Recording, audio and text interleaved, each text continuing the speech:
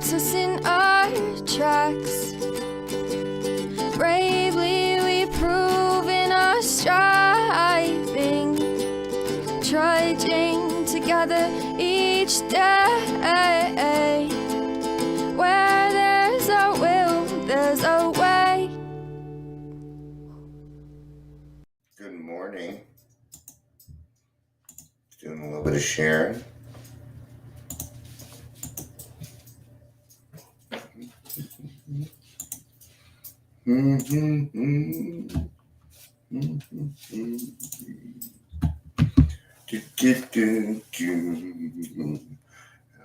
The sounds of silence.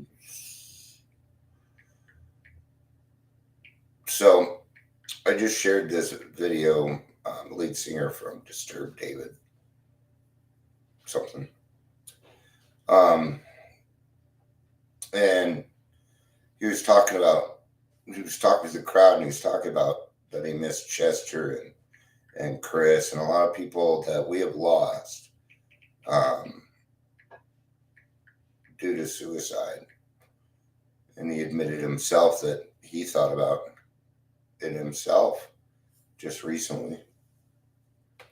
And then he had everybody he asked a question to the crowd, and he said, I want anybody who has had to deal with addiction or depression with themselves or somebody else. And every single person in the crowd raised their hand. And then he said, I want you to look around. You're not alone. You're not alone. I may have to repeat that when some other people get here. I kind of need to share that. So I'm going to do the ad everyone on this one.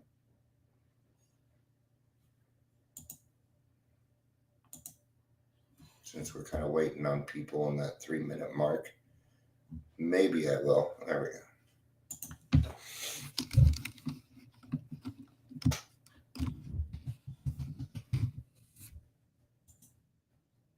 Not everybody loves Raymond.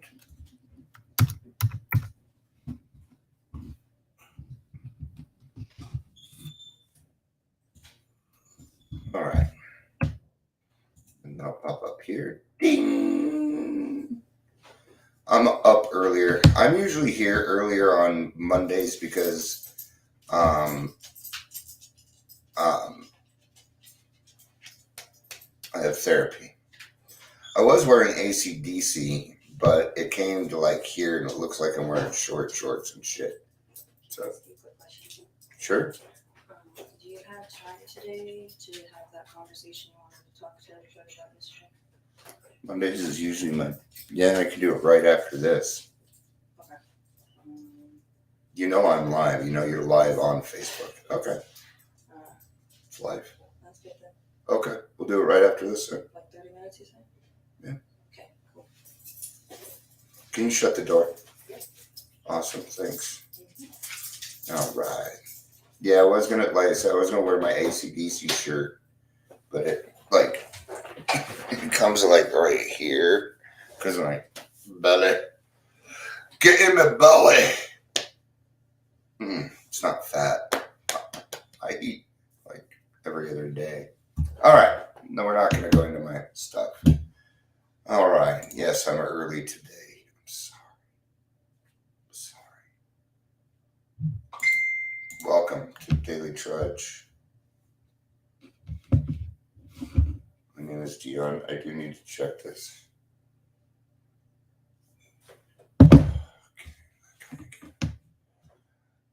If you're here, please say hello, whether you're watching live or the rewatch.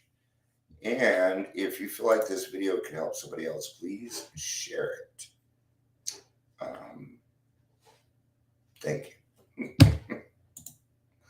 Today we're going to get into helping others.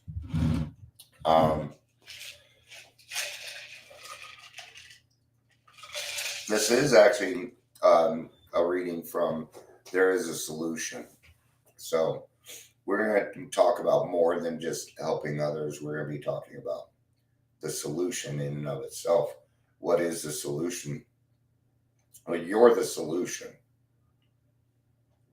We're the solution. The big book's the solution.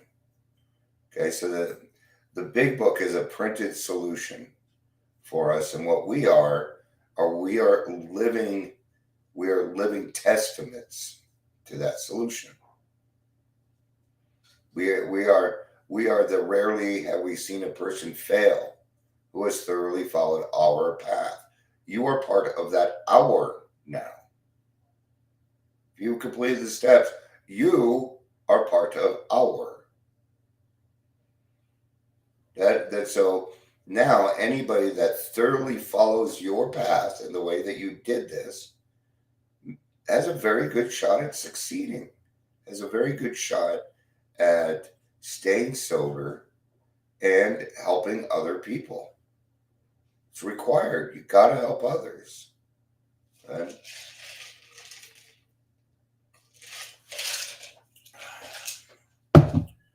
here in the next couple of days, we're going to get into what service work actually is. Is it? Jim. What? Hold on. Hey, Mr. Leisure. How are you, man? All right. Because you guys are watching from all over the place. My voice kind of hurts, but I could try. No, not even today. Oh, Jimmy. Yes, Jimmy. That's right. In my purple haze shirt. I was born 4 hours after Jimi Hendrix died. No, I'm not. All right, helping others. Alcoholics Anonymous, page 20. You can tell it's been on the thing too long. Give me my shoulder me pad there.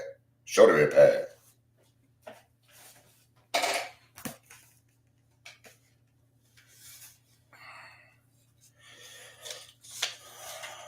All right, I'm going to go back a little bit here. I'm going to start at the bottom of page 18 is where I'm going to start at. So, the man who is making the approach has had the same difficulty. I'm just going to go back another paragraph. It's short. But the ex-problem drinker who has found the solution, who is properly armed with facts about himself, can generally win the entire confidence of another alcoholic in a few hours. Until such an understanding is reached, little or nothing could be accomplished. Okay? What are we doing? Number one, we're meeting this person where they are at. That's the number one thing. It's always the number one thing. When we work with somebody else, we do not ask them to meet us where we are at. When you are a newcomer, we met you where you were at. You cannot expect these people to even meet you halfway. You must travel all the way across the room to reach them. Right? Send them something in chat on Zoom. Hey, I think I can help you out. If they haven't seen by the other meeting, you unmute, say, hey, did you get my message? And be persistent about it. If you are helping somebody else, interrupt everybody else that wants to talk about their day and everything because you have priority in those Zoom groups, okay? That's how I work it. That the man who is making the approach has had the same difficulty and he obviously knows what he's talking about. See, we've been there before. And that's the main reason you can't bullshit us. Isn't it great that you got a bullshit detector? Isn't that nice? Isn't it nice to have intuition that actually works?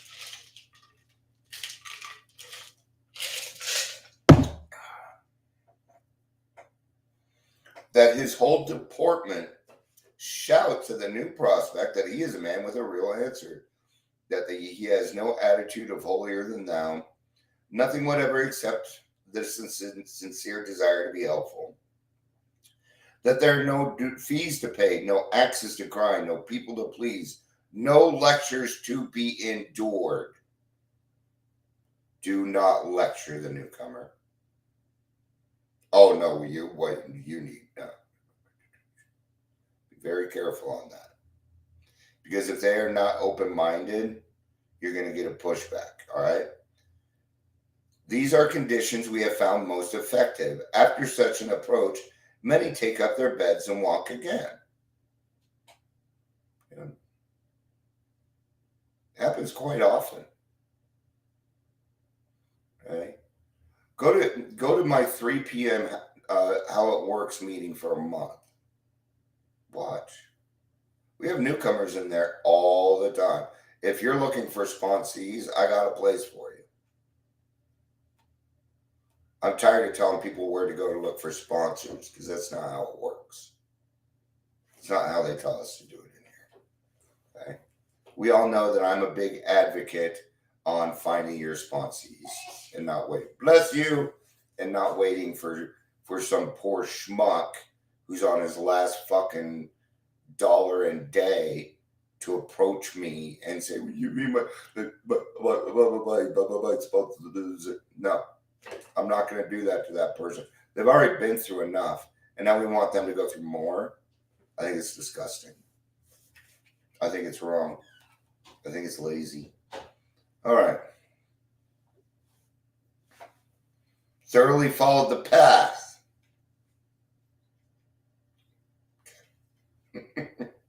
None of us make a sole vocation of this work, nor do we think its effectiveness would be increased if we did. We feel that the elimination of our drinking is but a beginning. All right. Now I'm not going to cover the drunk horse thief. A much more demonstration of our principles lies before us in our respective homes, occupations, and affairs. All of us spend much more of our spare time in the sort of effort which we are going to describe. A few are fortunate enough to be so situated that they can give nearly all their time to the work. Yeah, I get to do that.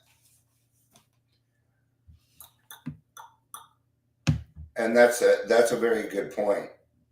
Let me grab the chat here. This is a very good point right here. I think the amount of people looking for sponsees is higher than the number of people willing to sponsor. My opinion from what I've seen in a very short time. I agree. That is true. There's reasons for that, and it's called sober living. Okay? If somebody's in a sober living, be very, very, very, very, very, very careful. Okay? You best keep it. I don't have much luck with people in sober livings. I just haven't. I'm not saying I won't sponsor somebody, but every time I do try and sponsor somebody, all we do is end up talking about how the house is all fucked up. It's all we ever talk about. So then I get mad with they end up leaving the place, and then I don't hear back from them, and they just picked me as a sponsor because they needed a place to stay, and I'm no. Looking for spot. We knew what you meant. Yeah, no biggie. I'm not gonna correct you on that. I knew what you meant.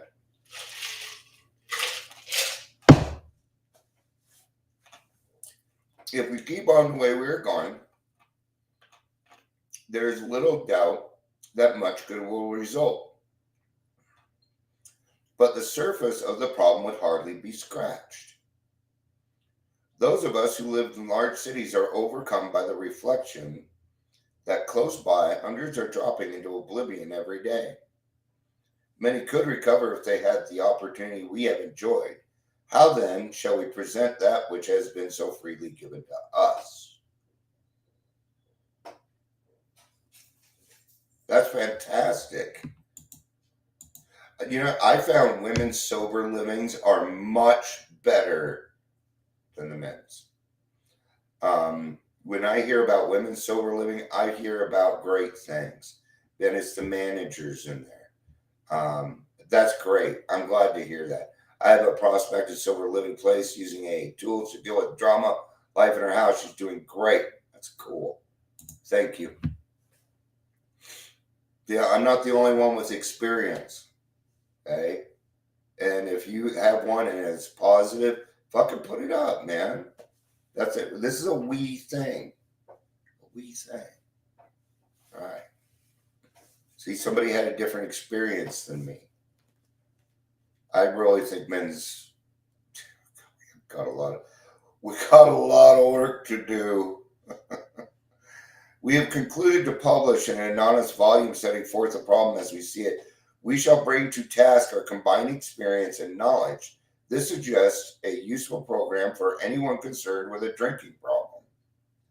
So, if there's, have we even touched the surface yet? Are we reaching every alcoholic? No way. Some people never even hear the words AA. Oh, she, he, sorry. Allow me to make mistakes. Of necessity, there will have to be discussion of matters medical, psychiatric, social, and religious. We are aware that these matters are, from their very nature, controversial. Nothing would please us so much as to write a book which contained no basis for contention or argument. We shall do our utmost to achieve that ideal. Most of us sense that real tolerance of other people's shortcomings and viewpoints and a respect for their opinions and attitude, which makes us that's so funny. Never mind. This is. I'm only laughing because mine was doing the same thing the other day. I was so pissed.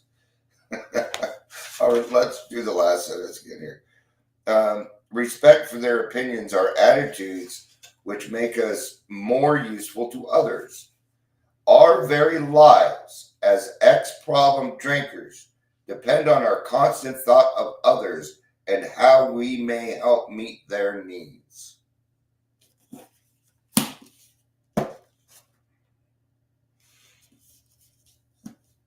Yeah, not on the page. Not on the page, no. That's all going to end soon. Yep. We're making the switch over to WordPress, I think, next month. All right. And then what will happen is when I go live, then you'll get a text message. Blink. And you'll be there. That's what I'm hoping for. Natural reaction. Oh, let's go for my phone. No. All right. So those who, that's no. So as ex-problem drinkers, depend upon our constant thought of others and how we may meet their needs. All right.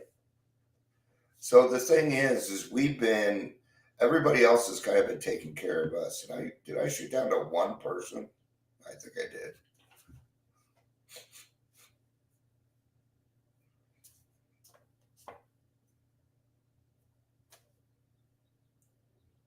Self-centeredness was my problem. See, I was only thinking of me. I didn't stop to think of other people. Number one, like how I was actually, okay.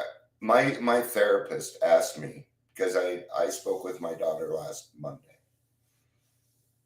And it was a very hard conversation. Actually, it was a conversation later, but I had asked her, hey, can you give me some rules? And she said, what I want you to do is just listen. Okay. So I went in, this was my thought process. Number one, that I wasn't going to defend myself. That was the first thing. Okay. It was a lot easier than I thought once I started to listen. Once I'm like, I don't need to defend myself. That freed me up and I got to listen even better. Right. And she told me a lot of things and they did hurt. Okay. But I've worked on this stuff and I've come to accept me as who I am. and I've changed a lot of things. So I can hear these things. But my therapist said, what was the thing that you learned most of that? And I said, I didn't know I hurt her that bad.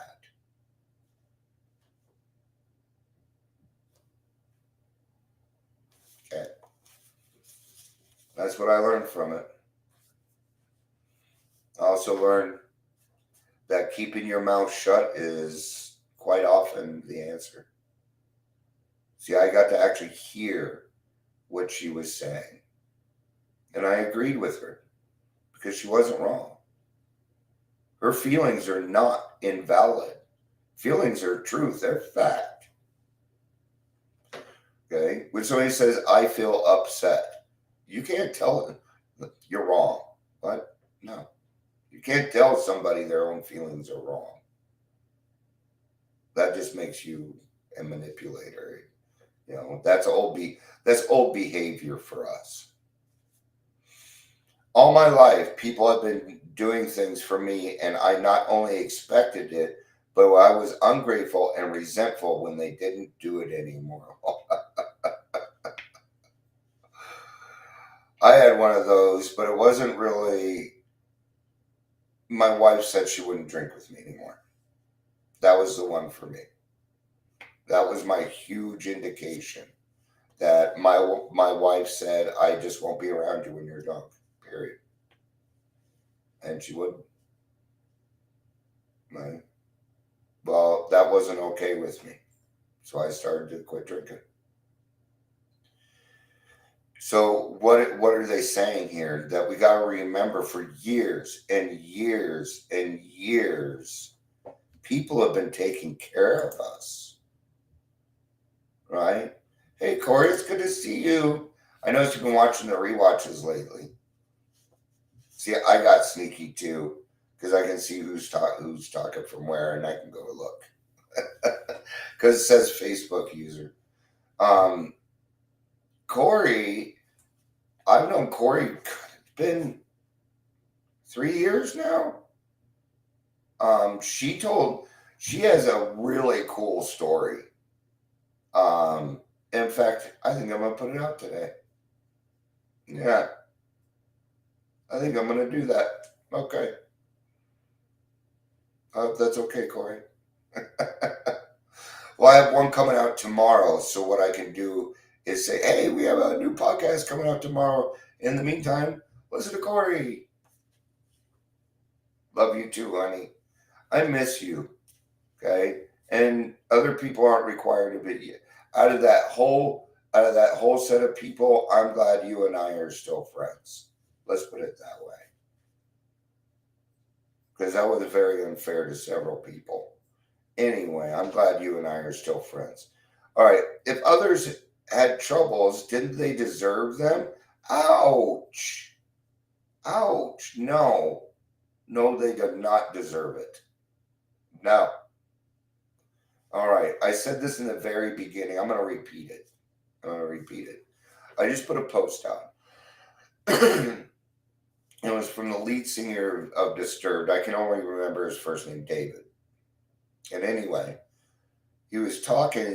He said how he was missing Chester and Chris and can't remember all the names, but a lot of these people that had committed suicide lately.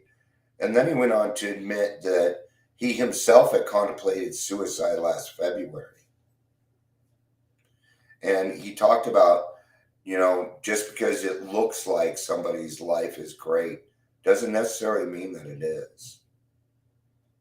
And then he did something really cool. I thought, and not only cool, but brave. He was already being brave. He told on himself, man. And what was cool about that? He's a leader. And he's telling other people that, yeah, he's a leader too, and he goes through that shit too. Right? Then he asked the audience, this is so beautiful.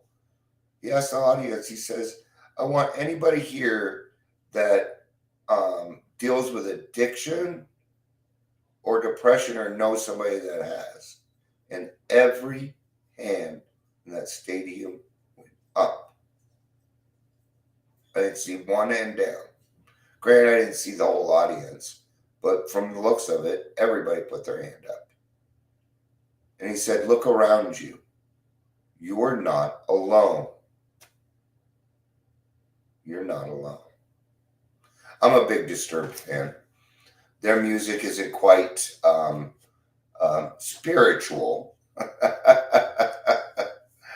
They're more of a, they cover controversies, like, you know, they're opposed against war and things. Anyway, doesn't matter, okay? But see, we're not alone. So if others had troubles, didn't they deserve them? No. No. Yeah, when I'm in my sickness, and that's funny because Disturbed has a song called Down with the Sickness. And that's what they're talking about. They talk about addiction and stuff in that song. You'd be amazed at what some of these songs are actually written about. Okay? And if somebody brings up Jelly Roll, I'm booting you. I like Jelly Rolls. Save Me. It was cool for about 2 weeks, and then it lost its luster, and I don't really like his stuff beyond that. So I was filled with self-pity, anger, and resentment. Then I learned by helping others with no thought of return. Why do we need to put that in there? Oh yeah, to remind us. That's true. We need to remind ourselves. And this is one of my biggest faults. I tend to think that other people know what I know. Okay? Because to me, it's like, oh, that's basic. Okay, well, isn't that the same as if others had troubles, didn't they deserve them? So what do I have to do again? Meet others where they're at. Sometimes people have to meet me where I'm at because I'm the one who's lost and needs some direction. It works both ways, man. Remember that interdependence thing we talked about the other day? Yeah. We need each other. Not to the point where where we're dependent, but we can certainly rely on each other. Then I learned that by helping others without turn, I could overcome this obsession with selfishness. And if I understood humility, I would know peace and serenity. No longer do I need to drink. That would actually make me want to drink. In the beginning, it would have. Why? Because I would have been excited. I don't know how many people I got sober sitting on the bar stool myself, but I did. I got a lot of people. So there's times I ran into a girl that I helped get sober. I met her in a detox. And I could tell that she was serious. I've been around this for a long time. But the other thing was this. She was very, very pretty, and all the boys were gathering around her. So I went and sat next to her, and I told her, hey, I'm married, and I love my wife very much. So I'm just sitting here so the other boys leave me alone. And I got to know her a little bit. I took her to treatment while I was hungover. I saw her in 7-Eleven one day, dressed to the nines. She looked beautiful. Her eyes were shining. It was so cool. And you know what I thought to myself? I missed that. And then I went home and drank.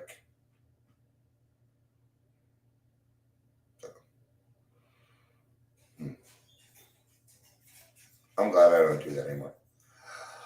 All right. I said I told my kids I'd be half an hour, so I got to wrap up. Thank you, everybody, for being here. I appreciate it. I love you. Peace out. And have a day.